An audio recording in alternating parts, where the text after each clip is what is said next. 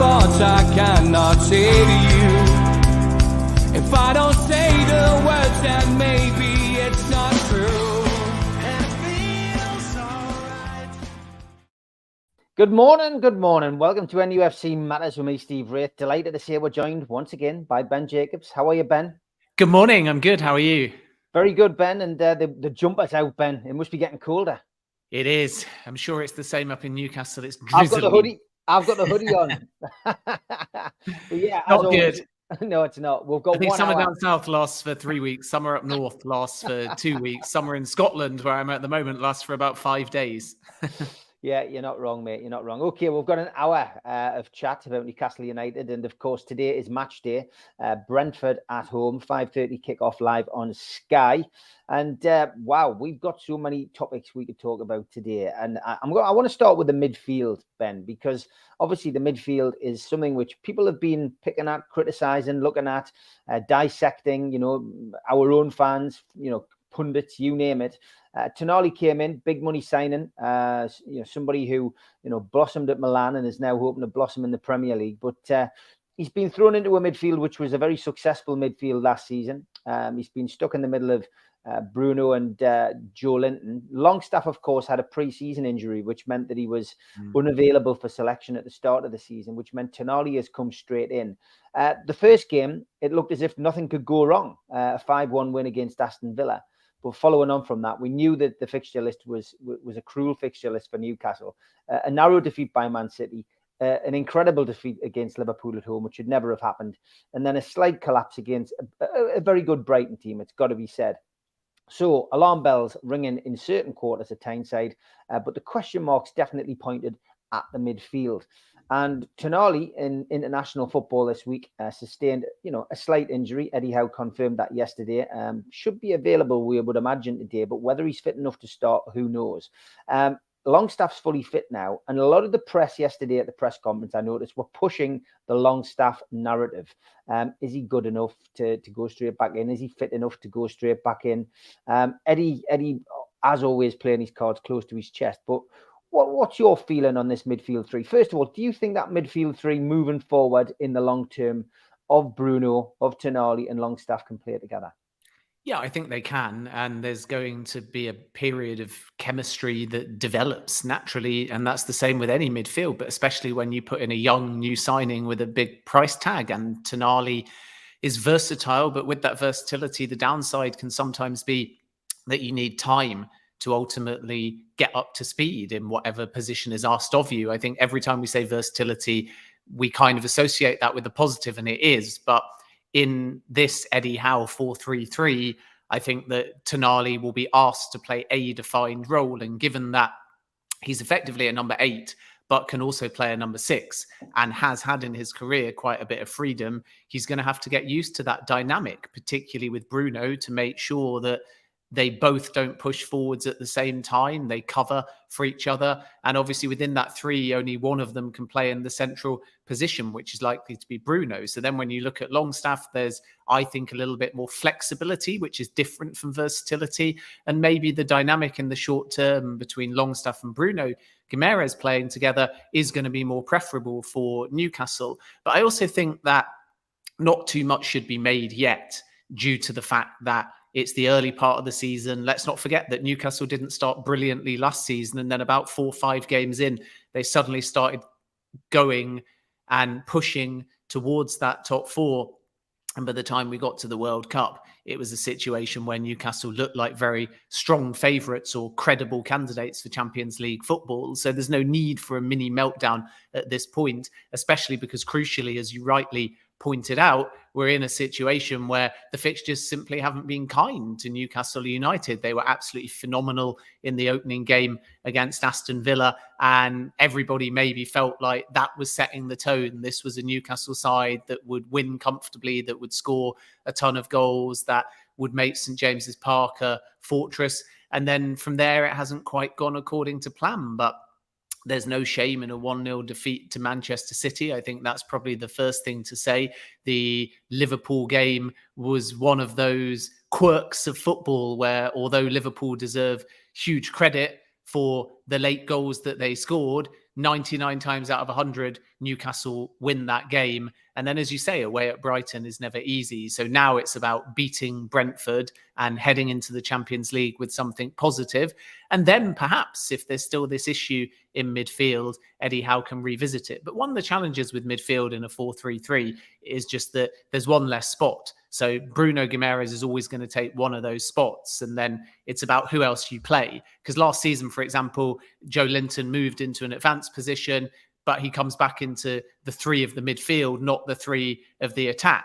So then you suddenly have a situation where you're looking for one more spot, but you're also looking for a dynamic. Because if Bruno and Joe Linton play in a midfield, which is one possibility, then obviously Joe Linton likes to get forwards, Bruno likes to get forwards, Tonali likes to get forwards. It's a very attack-minded system. Do you need someone with more defensive qualities? And that's where they may say to Tonali, we actually want you to be more like a number 6. They may say the same to Bruno, but they may say the same to Joe Linton as well, who obviously can also play in that role too. When he first joined Newcastle, he was asked to be much more rigid, a central midfielder that didn't really get as box to box. So there's a lot of debate, I think, not just about who goes into the midfield, but what role they're given, because everybody in that 3 in midfield likes to get forwards, can get forwards, but they can't all get forwards. Otherwise, Newcastle are going to get exposed.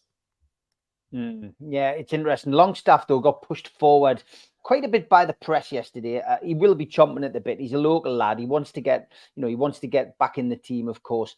And he was almost like, he was like the glue that held the midfield together. I know he's somebody who, a lot of players do, but the fans can disagree on certain players. But there was no doubt about it when Longstaff came in. He changed the dynamics of the team last year. And I think Eddie Howe pinpointed, the fact that he's got fantastic fitness. His endurance is probably one of the best within the team. But it's also the fact that he can pick a pass. He's got good vision. Technically he's very good. So if Tonali is not 100% today, but is good enough to be on the bench, is it an opportunity then, do you think, for Sean Longstaff to come in? Do you think that's who Howe will select?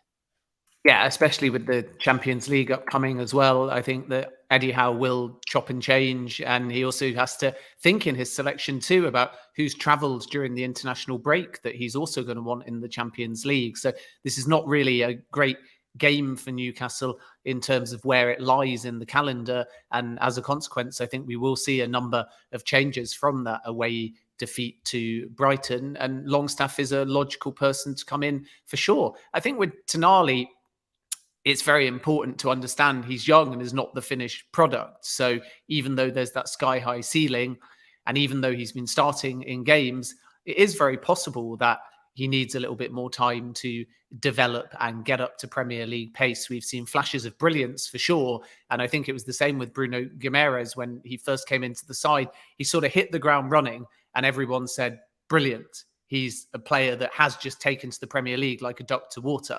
But Tonali, I think, in the position that he plays, will at times get found out due to the fact that he's young. And when he joined, you may remember that I said that the strengths he has are that he's confident, he can get into the box, as he's already shown. He can be clinical when he's in the box and score the odd goal, and he's a progressive passer. But when you have that confidence and you're young, you can lack that little bit of discipline, and you can lack that little bit of awareness sometimes of who's around you. And we all know that the Premier League punishes that. So a progressive passer is by nature more risk reward. And that means that you might give the ball away, trying to be positive, trying to be progressive. And maybe because the big price tag, everybody is just under the assumption that he's this top talent, which is true, and that he can be thrown straight in. But maybe his minutes need a little bit managing for the sake of his development. Longstaff is probably more reliable at this stage, even though there might be more excitement around Tonali. So I do think that Longstaff could end up starting against Brentford, and that will obviously give Tonali a little bit of a rest to recuperate from a minor injury and then maybe come back and play in the Champions League, which of course is a big game for him because it's a reunion away at Milan.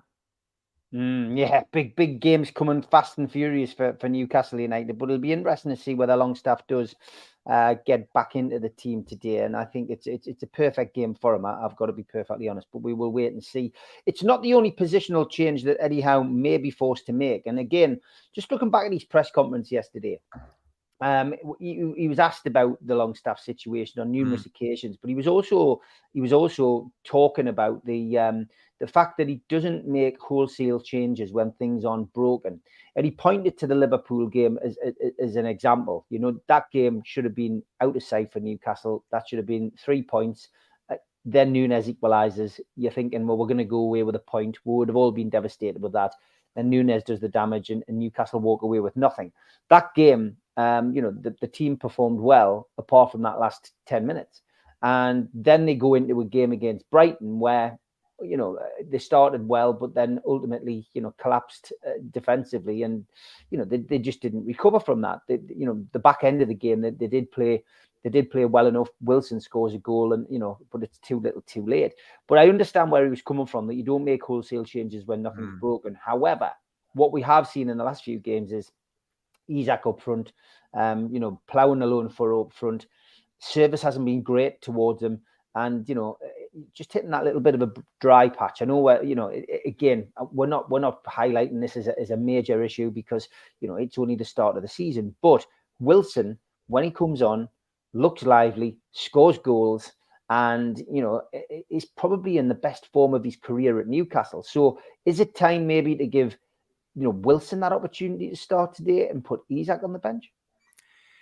Yeah, I think that Isak deserved to start the season and vindicated that decision with 2 goals in the opening game against Aston Villa. And although you're right that the service has dried up, you look at how he also finished last season, and quite clearly he is the solution centrally within this 4-3-3, which is unfortunate for Callum Wilson, who, let's not forget, also scored on opening day against Aston Villa. But if they're to play together, then it's far more logical, because of the versatility of Isak, to play Wilson through the centre and then move Isak out as a wide forward. And your only other solution, quite clearly, is to play them all together. But then Eddie Howe would decide potentially to move away from the 4-3-3 and play 2 up front. And I don't think that is what he's comfortable with, the side is comfortable with, and it's far too radical anyway at this stage of the season, because Newcastle showed against Aston Villa that they can score goals. This is ultimately just a very difficult run, and I'm not surprised in any way that Newcastle didn't score against Man City. I was surprised, obviously, that they lost to Liverpool, but I wasn't surprised that they didn't score goal after goal after goal. But the disappointment there is clearly that they did have a numerical advantage for a long point of the game. And then obviously Brighton at home especially are just a very good side. So it wouldn't surprise me if, again, Eddie Howe sticks to his selection, sticks to his principles, and sees whether he can replicate what he got last October against Brentford, albeit in a game that Newcastle were flying and Brentford were a little bit more flat, in my opinion, but they won that game at home by 5-1, and it sort of gave them the momentum going forwards a little bit. And in that game, I think Bruno got a brace from memory. Miguel Almiron scored, and it's important that he gets going as well. Otherwise, he might lose his place in the team as well. So I think that the difficulty for Howe is not so much reacting to all the points that we've mentioned. It's reacting to the fact that they've got Milan and away from home, and it's on a Tuesday in the Champions League. And that's the challenge. And I think it's also an early kickoff from memory as well. So it's not ideal for Newcastle to have to play late, yes, on a Saturday, but still late on a Saturday, and then have to jump immediately to a Tuesday. And I believe it's an early kickoff, a 5:45 kickoff, because that doesn't give you a lot of time. And Howe has to prioritise the Champions League, because although the group's very exciting in terms of travel and teams, if you're only looking at getting out the group, it's obviously the group of death. And that's unfortunate because Newcastle were in pot 4. So Milan becomes, I would say, the priority, just because we're so early in the season. And I don't think that Howe's hit the panic button yet as far as Newcastle pushing and qualifying for Champions League football, due to the fact that the fixtures that they've had have been very difficult so far. So you have to make some changes for Brentford. Like I say, you've got players that have travelled back from international football from long distances. You've got that Tuesday game. And this is why I think that we might, for example, see Callum Wilson start the game. But whether or not that's an indication that Howe's giving him a chance, and that Howe's decided that Wilson's better through the centre for what Newcastle need now, I'm not so sure. I think it will be more due to the fact that 3 or 4 changes will be made because the ones he wants to start, which is probably Isak leading the line, will end up coming back in for that Milan game. So this is quite intriguing for me, the selection. And I almost think that we should be reserving judgment based on the starting 11 we see today until we then see the starting 11 against Milan, because we might understand why there's a starting 11 today solely based on the starting 11 that we then see against Milan, rather than saying, wow, Lewis Hall's got to start, Longstaff's got to start, Wilson's got to start, Howe's finally decided to tinker, Howe's finally decided to change, Howe's finally realised the problem. And then you look at the Milan starting 11 and you're like, oh, actually, he made all those changes only because we've got Champions League on a Tuesday night. And I do suspect that it is with Champions League in mind against Brentford today that we'll see some of the changes we've mentioned, not just because Howe realises that there's a few problems in midfield and in the front line. Yeah, again, it's Eddie Howe's job to get this right. Squad rotation, something he's going to have to get used to with the Champions League on the horizon. Interesting one is Anthony Gordon as well. I mean, Anthony Gordon has started each game. He finished last season on a flourish with a goal. He scored again, broke his duck at the back end of last season. Scored again early doors this season. What's his best position, Ben? In your mind, because at the moment he's been stuck out on the left, and we see the predictable substitution now. Gordon off, Barnes on, and that seems to be the thing in Eddie Howe's mind, that they're both similar players that both bring something different to the game. But where would you like to see Gordon play? Well, I think that Anthony Gordon's best position in his mind is the central striker, but he's well down the pecking order to play there. He can technically in game management alternate with Isak, who can go out wide. He can be brought on from the bench as a central striker, and that might be an option, but then he would get less minutes, or he can stay where he is. And ultimately he's caught between being a wide forward and at times being a winger. And anybody that watched him during the under-21 Euros that England won will have seen that he thrived in a more central position. So Gordon's best position is definitely as a central striker, but Gordon's best position at Newcastle doesn't really factor that in, because he's not going to supplant in the pecking order either Isak or Wilson in the short term. So he has to think about where his best Newcastle position is, or how he can get the best out of his current position is probably the more accurate way to put it. Because if he's just waiting to play in his best position, then the honest truth is that Anthony Gordon's best position for Newcastle United is on the bench. And the reason I say that is not to be critical. It's because what's his best chance of playing centrally? It's coming off the bench and getting half an hour centrally because Isak or Wilson hasn't performed. Whereas if he's starting games, I think it's less likely that 60 minutes into a game, he'll be moved into a central position and then somebody wide will come on, because then you kind of have to chop and change a little bit more. So maybe Gordon has to think long and hard about whether he can make that wide left forward position or winger position work, because otherwise he might be more effective as that kind of super sub, but I don't know how happy he'll be with that. And it's a great headache for Eddie Howe to have, but it's not ideal for Gordon. And the truth is, based solely on form, and if I'm being completely critical over a very small amount of games, I would argue that neither Almiron nor Gordon at the moment deserve their place in the side. And if you could keep everyone happy doing it a slightly different way, and I'm not saying you get the best out of Isak, you could make an argument that you've got to try Isak wide so you can play Wilson central, and then you've got to give Harvey Barnes a start and see how that front three do. Or you've got to move Joe Linton into the front three and then again play Wilson centrally and Isak out wide, which is what we saw at times during last season. The challenge is Isak is not as effective in that wide position, but Gordon isn't as effective in that wide forward position, and Almiron isn't the same player as he was before the World Cup either. So there's a lot of different question marks. And I think the last thing I would say on the front line, which is not an excuse for Isak, but it's a factor in all of this, is what does Gordon want to do? Score goals. That's not to say that he won't lay it on. That's not to say that he can't be effective in games and provide goal contributions, but he sees himself as a central forward, which means he wants to score goals. With Almiron, he's a little bit more selfless, but the Almiron that really took the ball by the horns in the first half of last season, got his head down, ran, scored, got into the box. It's the same for Isak. So you've got 3 goal scorers. So who's providing the assists? Because Joe Linton's deeper, Bruno's in the centre, Tonali's not really known to be an assist machine. So it actually puts pressure on your 2 fullbacks to get forwards and then allow Gordon or Almiron to go centrally, and then you get the service. But when you're playing good teams, they stop your fullbacks from coming forwards, and then the service is starved. And this is one of the issues. Whereas with Harvey Barnes, he's not thinking really about getting goal, even though he scored 13 Premier League goals for Leicester last season. He's thinking about who he can interchange with, who he can deliver the ball to, how he can basically get a goal contribution. And that's why I think that he would be a better starter at this stage for what Newcastle need over Anthony Gordon, just because he's a little bit more selfless in how he plays. Yeah, I think you're right, mate.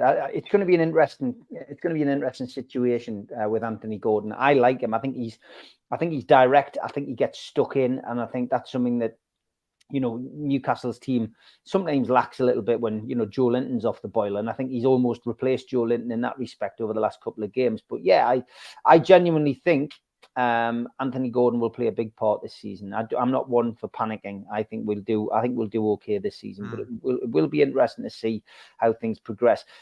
I think the big thing that stood out for me at the Brighton game, Ben, was, you know, Botman was out. We don't often have to deal with that. We moved Dan Burn into centre half. We brought Matt Targett back in at left back, and I think our frailties were shown a little bit there. A lot of people were calling for a centre half in the summer. We need to bring a centre half in. Shares getting, you know, a little bit older. You know, Dan Burn, maybe not the left back that would, you know, is going to be with us for much longer. And is he going to be good enough going into big games like the Champions League games? But I think it just showed the frailties. Obviously, those two haven't played together, Dan Burn and Cher, at centre half before, you know, for a long time. But we just got caught out. We got caught napping. And Matt Targett, the lack of football that he's had over the last year and a bit, hasn't helped either. And I think there were some defensive frailties showing up there a little bit, Ben.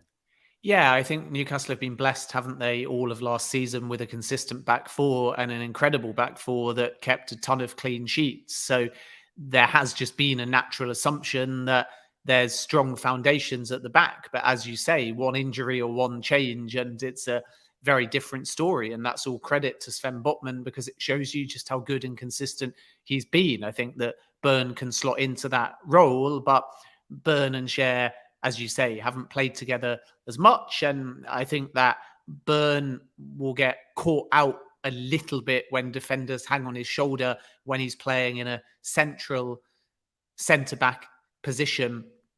Whereas maybe if it was a back three, he would be a little bit more comfortable. But the last thing that Howe wants to do is adapt his formation because he lacks the depth. This is Newcastle's formation. This is how Newcastle succeeded last season. It shouldn't be about changing the formation to suit the fact that you have to move Burn into centre-back or Targett at left-back. It should be a case that you've got the depth to continue playing your 4-3-3. And this is where if Newcastle continue to qualify for Europe, they can get a slightly bigger squad. They can break their wage bill a little bit more. They can start to have 2 people in each position. I think it's normal when you've come from where Newcastle were, which was ultimately fighting relegation when the new ownership group came in, that you're not going to be able to break the bank and just bring in player after player after player. And part of Newcastle's success has been about momentum. And with that momentum comes squad unity, because players feel like they're part of something very tight-knit. And you don't want a bunch of players just sitting there on the bench, waiting and feeling unhappy. So it's definitely a balance, but I agree with you that there's one more centre-back needed. And I'm sure that that will be addressed in January.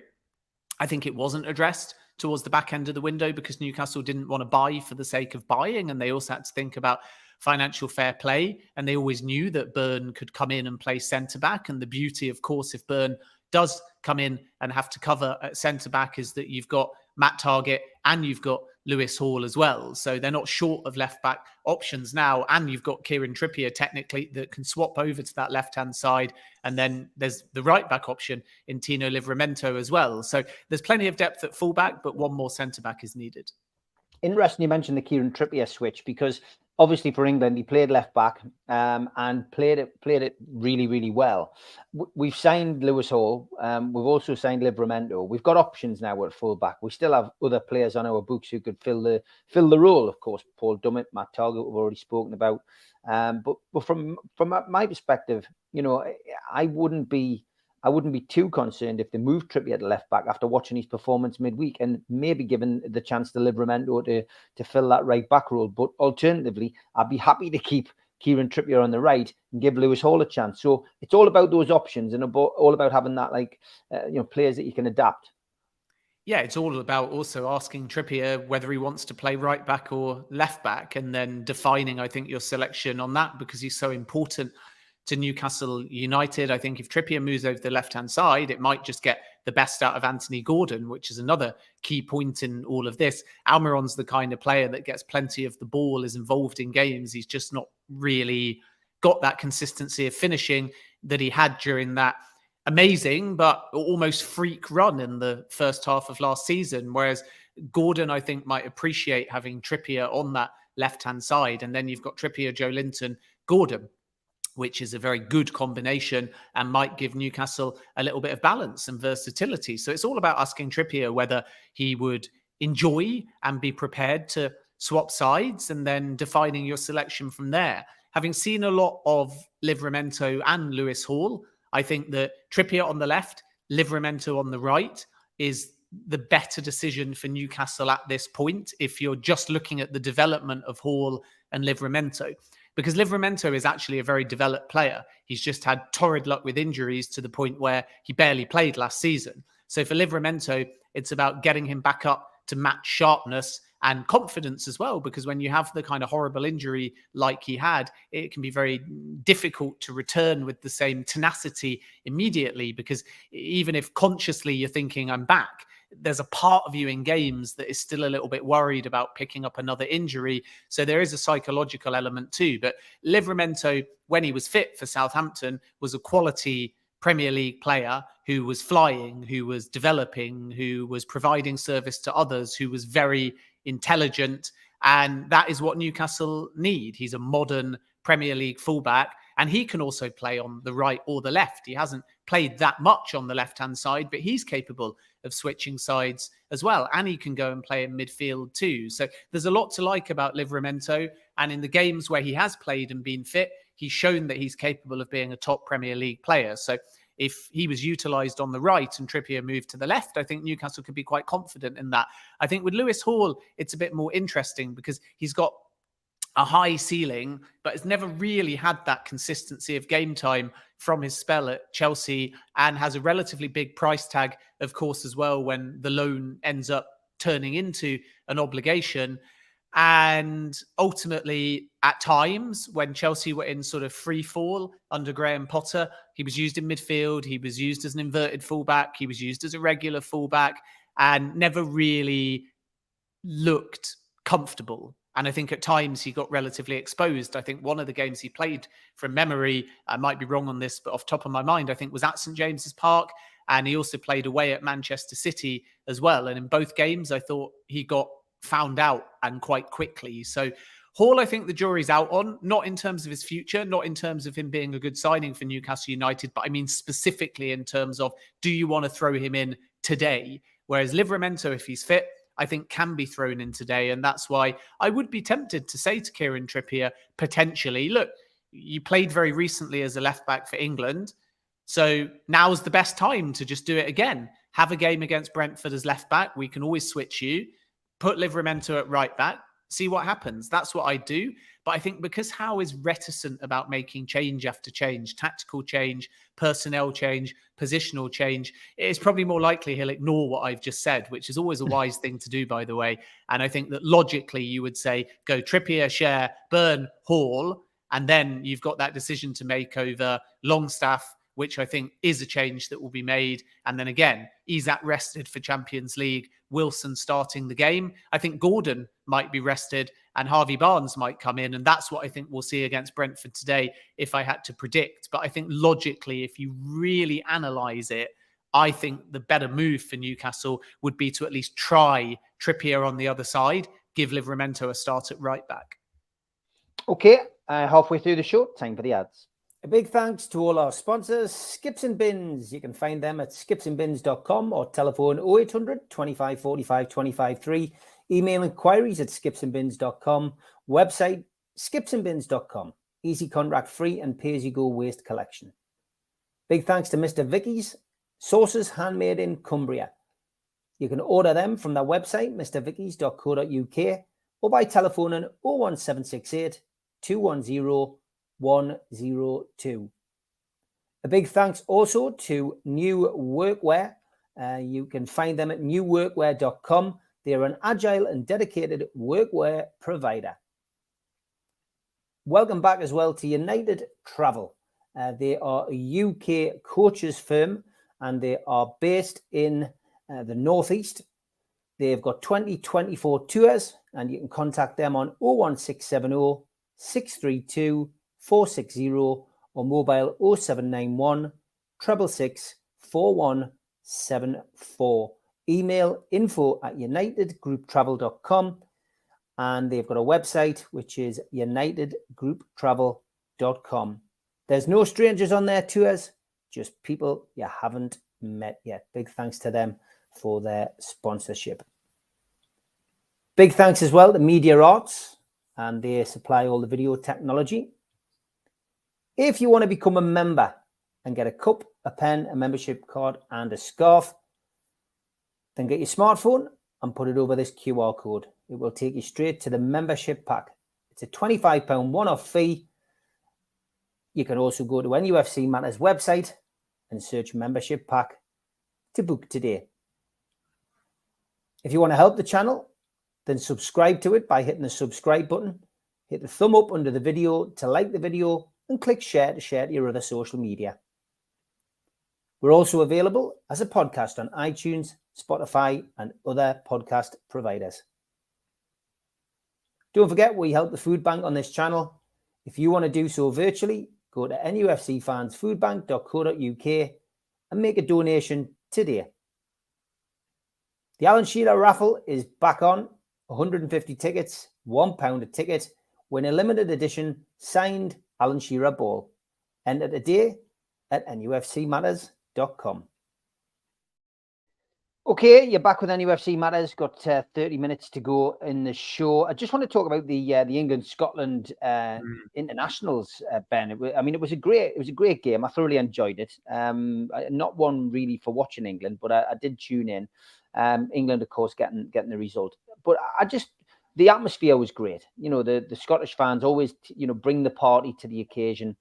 The anthem, Flower of Scotland, and it just made for a really good occasion, I thought. Is it time to bring the home internationals back? I think that if we're only being selfish and we want the rivalries, then yes. I think if we're looking at the fixture calendar and congestion, then no. Ultimately, international football for me at the moment, given the calendar, needs to have a purpose. And I understand that a purpose can come through rivalry and a purpose can come from the fact that people get to travel to these games a little bit more and enjoy them. And that's the beauty of having a home nations tournament, that you're going to get away fans, you're going to get rivalry, not in the same way as if ultimately England fans are having to contemplate whether they want to pay and go abroad. It's a lot easier to jump on a train up to Scotland or vice versa down to Wembley or wherever it takes place. And by the way, if you're going to do England, Scotland, and you're going to do it in England, then do it at somewhere like St James's Park rather than Wembley, because then more Scottish fans would come down, and it obviously allows for England to play up north, very close to Scotland, and you would again get a great atmosphere. So I think that if it's thought out on the fixture calendar and if it creates the rivalry like we saw in that last game, which, as you say, was superb, then I'm all for it. But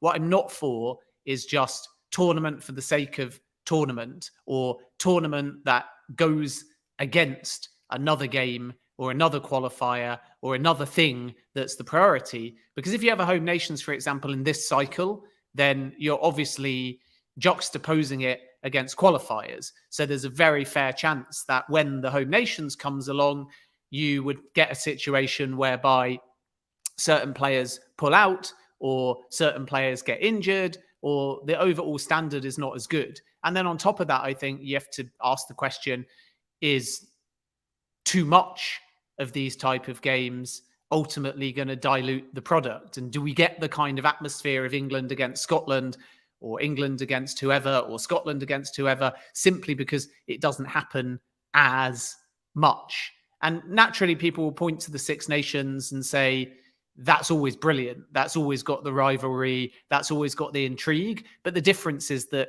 the Six Nations is one of the premier rugby tournaments around, whereas a home nations is not going to get you qualification into the Euros or the World Cup. And even if you put a trophy there, I'm not convinced that it would be ranked that high in terms of the mindset of either managers, players, or even potentially fans. So I'd love to see these games because the atmosphere is brilliant. And I think when they happen, they're special and they're enjoyable and they are competitive. But the last thing we want to do is keep adding things just for the sake of adding them to the international calendar with no real purpose beyond rivalry or beyond a one-off game or a one-off tournament, because otherwise we're in a position where ultimately there are just too many games on the calendar, and there's already too many games on the calendar. I mean, look at this week, for example. The England-Scotland game was great. I'm not denying that, but it was on a Tuesday. Then Newcastle have to return and play on a Saturday, which is no big deal. But remember, it wasn't just one game for England and Scotland. They'd come off the back as well of their previous matches too. So it was 2 games. Then you come back and you play. And then, as we've already said, you go from a Saturday evening game against Brentford today right into Champions League on a Tuesday. And I just think that it's already too many. So to change a friendly between Scotland and England into a mini tournament that involves the home nations, I'm all for it in terms of the rivalry, but I'm not all for it in terms of the calendar. Okay, big welcome to Rye, who's in the chat. I do the breakfast show with him. He's a Borough fan. They've got a big game at Blackburn today. Good luck to you, mate. I think you're going to need it. I've took you for a draw today, mate. That'll cheer you up.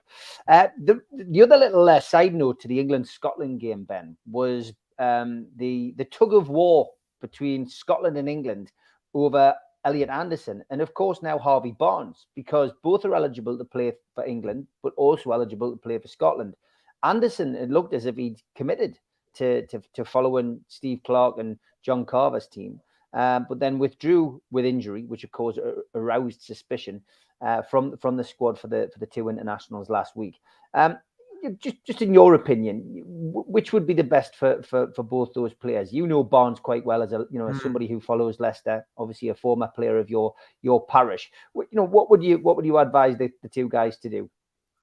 Yeah, I think Harvey Barnes would be nuts to pick Scotland, and that's no disrespect to Scotland. It's just the fact we're heading into a cycle where England, who stand a chance of winning the Euros, are going to be fixing on their squad for next summer.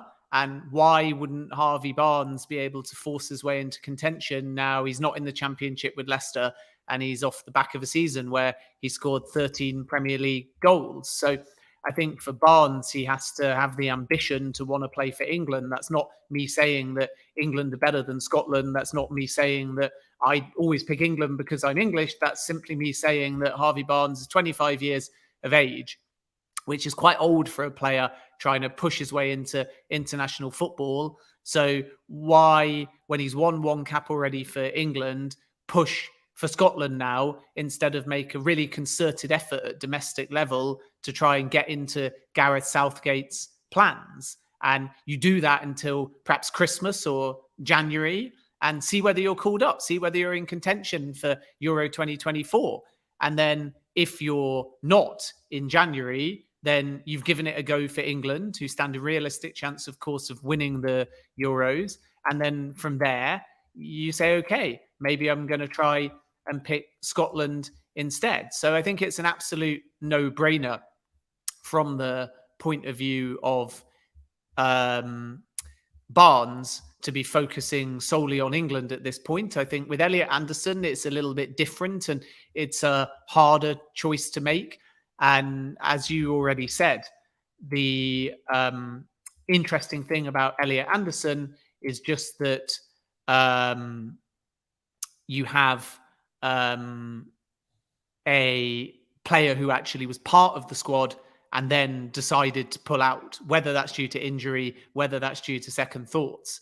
He's going to struggle in the position that he plays to get any regular game time anytime soon. So he has an opportunity to potentially commit to Scotland and then go and play at a Euros and not necessarily challenge to win it, but have that experience and get regular game time for his country, which will help his Newcastle chances. So for Elliot Anderson, I feel like you go and take the international game time, you go and be part of an international tournament, and then that further puts you in the shop window to get more regular starts as far as Newcastle are concerned. Look at Scott McTominay, for example. He's on fire at the moment for Scotland, and hopefully for him, that will help his Manchester United chances as well. So it can work that way, and I think that's the best path for Elliot Anderson.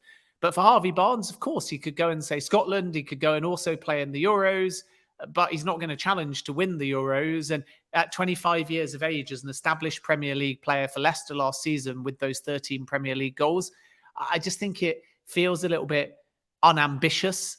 I think that it feels quite ambitious for Anderson to say, I'm going to decide early, I'm going to play Scotland, I'm going to play at a Euros, and then I'm going to make Newcastle pick me and start me. In the short term, that feels quite ambitious to me. But for Barnes to say, I'm picking Scotland, to me, feels like a message of, I don't think I can get into that England team. And I think that Barnes should be saying, I think I can get into that England team. And that means he has to be patient and give his allegiance to England.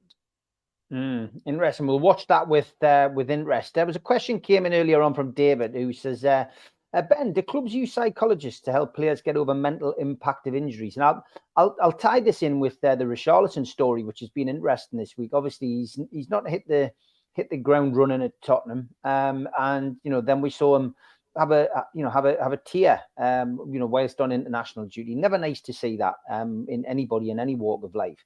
And he has now said that he is going to speak to a psychologist to see whether he can overcome what he must feel is a bit of a mental block. But is this becoming a pattern in football now? Yes, psychiatrists, I think, are one aspect, psychologists as well, and sports scientists, and they're three slightly different types of people, all of which have an element of overlap. And I think with a psychologist, they tend to be more sports scientists. And I think a psychiatrist is more when a player perhaps has a mental health issue outside of only football, or feels like they need help outside of their training ground. A psychologist tends to be more on site and working with data, and a sports scientist tends to be looking at not just what's up here in the head, but everything that the data points to. So it is an interesting field because it's become quite fluid, and a role that we know of the three that I've mentioned outside of sport, which is a bit more defined, is way less defined within football. And certain players, for example, want to go and sit with a therapist in a doctor's office and talk about things that they think might end up benefiting their football, and do so discreetly and even away from their club. And others want to do it at the training ground where they're more comfortable, and they want to feel like it's not something to do with their mental health or their mindset. It's something to do with science. It's something to do with data. So I think that it's all about breaking the stigma around mental health, but it's also about understanding that if your head's not right, you're not going to be the best footballer. And when we say your head's not in the right place, that can be Richarlison feeling unhappy with his performances and feeling like it's not down to football, it's not down to coaching, it's not down to data, it's not down to teammates, it's all up here in his head. So that's why he needs help and coaching. And that's what we should look at it as, coaching. It's not only about getting help in an extreme scenario. Dele Alli is a good example of that. For example, it can be about getting help, and we need to speak openly about that and not have this stigma. It's not a taboo. But a lot of the time with the player, it's about not embracing necessarily the tools that are available to them on the training ground. And some of that is around sports science, and some of that is around the mental side of the game. So, of course, a player can come back from an injury and not be the same. I think that Ricardo at my team, Leicester, was a great example of that. One of the best fullbacks, in my opinion, in the Premier League when he was fit and at his peak. And now he's playing in the Championship for Leicester and has never really been the same since his long-term injury. So there's clearly a mental element to that. And with Livramento, it might be the same. And then I think that sports scientists rather than psychologists are also used for injury prevention too, to try and understand when a player might be susceptible to an injury and when a player returns from an injury, what does the data point to in terms of their risk of picking up another injury after it? And then they go to the manager and they may say minutes managements are needed, or some kind of extra rehabilitation is needed, or some kind of different gym work is needed. So we definitely don't want to be ruling out this part of the game, because it might be the difference between somebody mentally recovering from an injury and getting back to their best or not. It might be the difference between somebody who returns to football and is not the same and doesn't know why. I speak to a lot of footballers who come back from long-term injury, and many of them say to me, in a weird way, they just spent so long on the sidelines that they got into a kind of form of lethargy or depression, whether clinical or not clinical. So then when they returned, they just weren't used to the dressing room. They weren't used to getting up at 7:30 in the morning. They weren't used to eating right. They weren't used to training with their peers. They weren't used to playing in a competitive environment, but they didn't realize it, because how are you not going to be glad to have come back from 9 months on the sideline and be playing football again? How are you not going to be enthused to be part of a dressing room on an away day, in a hotel with your teammate, wearing the team kit? How are you not going to be loving all of that? But if I made you for 9 months get up at 9 instead of 7 and eat differently and not play football and not be on the bench, when you were thrown back in, it would be a little bit like being at a first day of a new school or something. A little part of you would be like, are they going to doubt me? Am I going to be back to my best? Do I know what I'm doing? Am I going to get injured again? Am I going to fit in with the new signings? Am I going to know all of the in-jokes? Am I going to play because I've been out for so long? And I think that can eat away at you, and you cannot even realize it as a footballer, certainly based on some of the people that I speak to that have been out for a very long time. So these are all factors, and this is where a psychologist can be very helpful, and other people within the medical industry or the sports science industry. So yes, it is very commonplace, but unfortunately, it just differs from player to player, and some players are against it. Some players are for it. Some players are more open-minded about it. Some players don't even want to say that there's a problem and they're not feeling right. And if they don't flag the problem and they masquerade the problem, then maybe the club don't even realize. So we need to break down the stigma in all of this, because this isn't only about seeking help in the medical sense. This is about getting normal science-based help to be the best footballer that you can possibly be. And that obviously benefits everybody. And if you keep it a secret that you've got a problem where there's a very easy and readily available solution, then that's not just detrimental to you as a footballer, it's ultimately detrimental to your entire team as well. Yeah, definitely. Okay, let's look ahead to the Champions League game. We've touched on it a couple of times today. AC Milan away, of course, is how Newcastle start their group stages. It is a 5:45 kickoff British summertime, and this is a great opportunity for Newcastle. Really, this is, as Eddie Howe described it yesterday, this is their reward for last season's success. I think we've already discussed on here, you and I, Ben, about, the difficulties of, trying to accommodate European football within your season and finding that balance. But just looking in terms of excitement and what have Newcastle United fans got to look forward to with the Champions League competition? Every single minute, to be honest with you, win, lose or draw. Away at Milan, incredible. PSG, first home game. Qatar Saudi derby is it's being referred to by some. I'm sure Newcastle aren't really calling it that, nor are their fans, but we'll be seeing that no doubt in the media. And then the yellow wall at Dortmund, the first game's at home, the second game's away, and then it's, I think, away at PSG, and then the last game will be home to Milan. And these are just superb fixtures, to be perfectly honest with you, that Newcastle fans should enjoy, because last season they've earned this opportunity. And I think, from talking to sources, that even though you want both, there's two aims clearly across the season. One is to qualify for the Champions League, and one is to get out of the Champions League group. And both are equally important aims. But if you forced Newcastle's hierarchy to pick one, it would obviously be qualified for the Champions League again, because they look at this group and everybody appreciates that Newcastle are not the favourites to get out of the group. But I don't think there's a great deal between Newcastle, Milan, PSG or Dortmund. PSG on paper are the favourites to certainly get out of the group, whether in first or second. And then I think it's kind of a coin toss between Milan, Dortmund and Newcastle. And a lot will depend on who's able to pick up points at home, which is why if Newcastle can get something away from home in the opening Champions League game, they suddenly stand a very realistic chance, because I would fancy Newcastle to get something from PSG at home. I would fancy them to beat Dortmund at home. And if they need to, in that final game, beat Milan, I think they will. I remember last season, Chelsea had Milan in their group and Milan got battered home and away by Chelsea, and Chelsea were a very poor team at that point. So Newcastle will be confident, I think, of getting minimum 3 points off Milan. And if they can get 4 points off Milan, then they stand a very realistic chance suddenly of getting out the group. So it's a big first game. I come back to what I said before as well about how changing the selection against Brentford so he can play his strongest 11, or what he perceives to be his strongest 11 against Milan. So it'd be interesting, for example, if Longstaff starts and does really well against Brentford, does he then earn his place on a Tuesday night? Or is Howe kind of pre-decided his selection for that game and also based on minutes management? But it's a superb occasion for Newcastle. And it's a shame in many ways, because if they don't beat Brentford and then they lose to Milan, there'll be doom and gloom and there'll be pressure.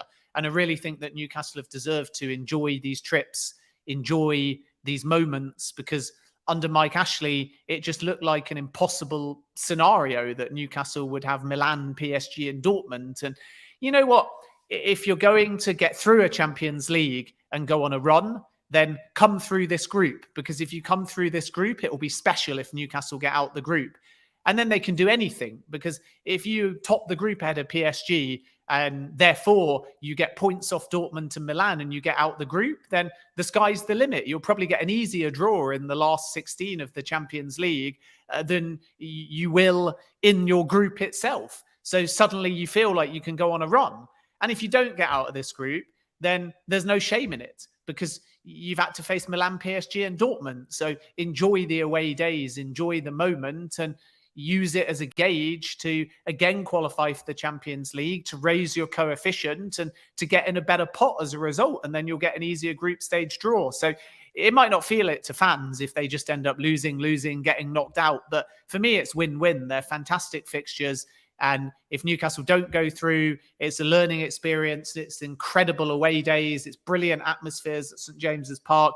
And every game is top quality opposition. If they do get through, it's a fairy tale. And if they get out the group, I think they'll go quite far, because like I say, I think the knockout stage draw will probably end up being easier for Newcastle United than what they've had to navigate with, especially obviously if they end up winning the group. So all of it's very positive for me, but then I'm not a Newcastle fan. So I would say that because it's mouth-watering. I think the only thing I don't like, just briefly coming back to what I said before, is the time of the game. And you don't always get choice because of how the draw works, and no club is going to always be happy. But frankly, I think it's ridiculous that the Premier League would give Newcastle a 5 o'clock game instead of a 12:30 game or a 3 o'clock game. Why, when Liverpool, I don't always agree with Klopp, right? But Liverpool are playing at 12:30 and Liverpool are not in the Champions League, so their European game is on a Thursday. Newcastle are in the Champions League and they're playing at 5:30. So given that Newcastle have got less players involved in international breaks than Liverpool, why would you not give Liverpool 12:30 or at least 3 o'clock and then give... why would you not give Newcastle 12:30 or 3 o'clock and then give Liverpool the late kickoff, and then Newcastle have got a little bit more time before they head into a Tuesday game? Or more logically, why on earth would you give Newcastle or Milan a 5:45 kickoff and not an 8 o'clock kickoff? I mean, it's even worse for Milan, by the way, because they've got a Milan derby, which is another ridiculous fixture to schedule immediately after an international break, and then have them having to go into a home game against Newcastle at 5:45, because they're not going to be able to rest a single player. They're going to have to play their strongest 11 and then put their strongest 11 out against Newcastle as well. And I feel sorry for Milan. So I know it's only a few hours. I know everyone has to have international break, But it just seems utterly, utterly ridiculous to me when you look at that Milan derby, when you look at the time of the Brentford game, when you look at the international break. It seems farcical to me that somebody would say 5:45 on a Tuesday night, not a Wednesday, not 8 o'clock on a Tuesday, is the best time for these two teams to play football. But it is what it is, and it will still obviously be a very enjoyable occasion. I think we all know the answer to this. It comes down to global viewing, who watches it and where they watch it, and it comes down to advertising and stuff like that. And football's just completely lost the plot as far as I'm concerned on that. But that's one for another day. Kevin, yes, seen your messages. Thanks, mate. He says it's the only time you can watch live. He says, on our new stadium, potential new stadium, why can't we build a temporary stadium on Leazes Park to allow us to reduce St James's Park and put us back to the original state?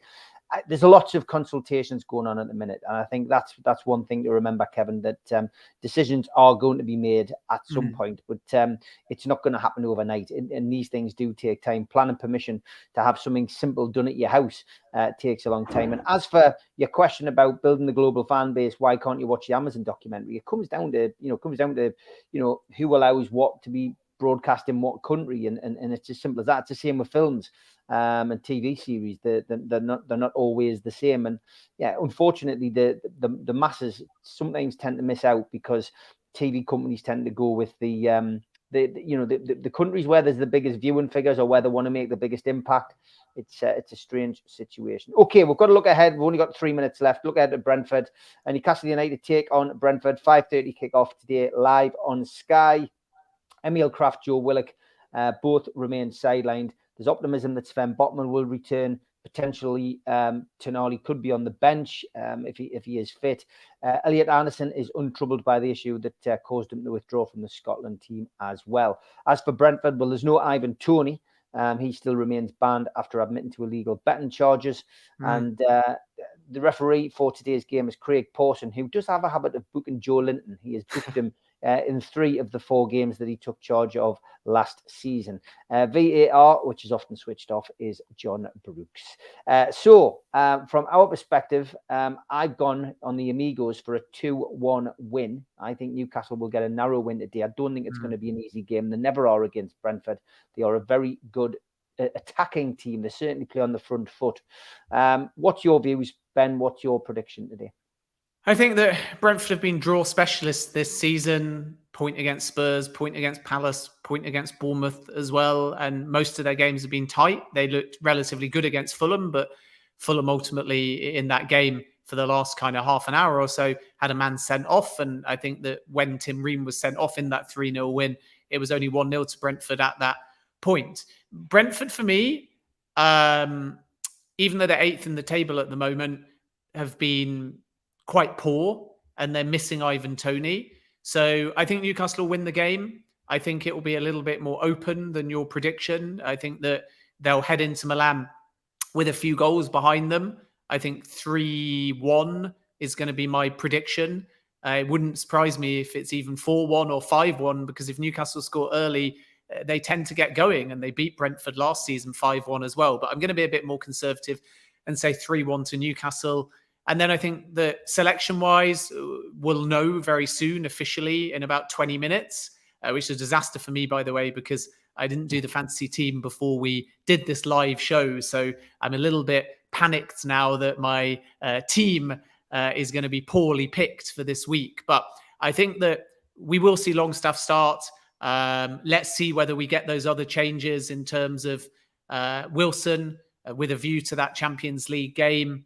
But it's difficult for Eddie Howe now, because I was looking at the fixtures, and due to Champions League, due to League Cup, due to, on paper, some easier games, there's a lot of opportunity to kind of tinker now. And he does have to be careful not to over tinker, because you could make an argument, you make changes today, then you restore your starting 11 for Milan. But then if you restore your starting 11 for Milan, what do you do away at Sheffield United? You probably make changes again, because you've got Manchester City in the EFL Cup, and you can't play a totally foreign 11 in that game if you're going to take it seriously. And I think Newcastle have to. Then you've got home to Burnley, and you're like, okay, we're back to the Premier League. They should be winning that game. But then again, on the 4th of October, you've got PSG, and then you got to go away at West Ham. And seemingly with all these Champions League games that I've seen, and again, I think it's utterly ridiculous. I don't know how the fixture calendar crops this up so randomly, but and it may not be for every single game, by the way, so I apologize if I've got this wrong, but I can't think of a game. I'm sounding like a Newcastle fan here, by the way, because I'm going on my rants about Newcastle second team fixtures, but aren't they like away in pretty much every single Champions League game? I think first 5 games, all of the games after the Champions League matches are away from home, which is utterly ridiculous. So again, you're forced to do that extra bit of travel. You're forced to chop and change. And I know when the Premier League fixtures come out, you can't predict where the draw is going to take you in the Champions League. So it is supposedly done at random. And I stand corrected if you can show me the other Champions League teams, and they've all got 5 games away from home in their opening 5 Champions League matches the game after, then fine. It is just how it works. But it seems very strange to me. So again, when you look at that run of fixtures, Howe's constantly going to have to think about changing. And my worry for Newcastle, because they don't have the same depth as the other teams in the Champions League, is these changes are going to cost them points in the Premier League. So this is why, again, it's very important that they beat Brentford now, because there's a fair chance that there'll be points dropped due to Champions League hangovers that result in them losing points and falling a bit further behind. So St. James's Park, home game, teams that they're expected to beat on paper, they've got to start winning these games. Otherwise, by Christmas, they might be too far behind. Ben, as always, a fantastic hour. Credit to the jumper from Ian Toon Trader. He's been putting messages in about that jumper all the way through just to get a mention. He does this all the time. But yeah, great to see the jumper back, even though it means colder weather. And have a great weekend. And well done to Leicester last night. That is your team. That is good, your first love. They're Leicester, top of the league, mate. Could be an early return to the Premier League. But look forward to getting you on again soon, mate. I'm going to play out with Toon Stato, who will take you through the stats for today's game. Take care, Ben. All the best, everyone. Hello, lads and lasses. Another huge game this weekend before the Milan journey on Tuesday. Brentford at St. James's Park after 3 defeats in a row for Newcastle, so it's a huge game for us. We haven't lost 4 in a row since January 2021 under Steve Bruce, when actually we went on to lose 5 in a row before we beat Everton at Goodison. At the same time, we have won 7 out of the last 8 games against Brentford in all league games since 1992, scoring 24 in the process. Brentford, on the other hand, are a team in form. They have only 1 defeat in the Premier League in their last 11 games. That was 1-0 against Liverpool back in May. They're still unbeaten this season with 1 win and 3 draws. Actually, in all 3 of their draws, they took the lead, which makes them the team with most lost points from winning positions in the league. At the same time, they're without Ivan Toney, and since the start of last season, without him, they have played 9, won 5 and drawn 4. They don't have a single defeat, with Brian Mbeumo taking the leading role in the meantime. At the same time, Nick Pope has only 1 clean sheet in his last 15 games. That was back in May against Leicester in that famous game that secured qualification for the Champions League. And only 2 clean sheets in the last 22 games, while the stats of conceded shots per game are more or less similar. Maybe we have an issue in defense. Let's see what will happen on Sunday, and let's hope that this is the turning point in the season and we go on to another Champions League slot. Away the lads!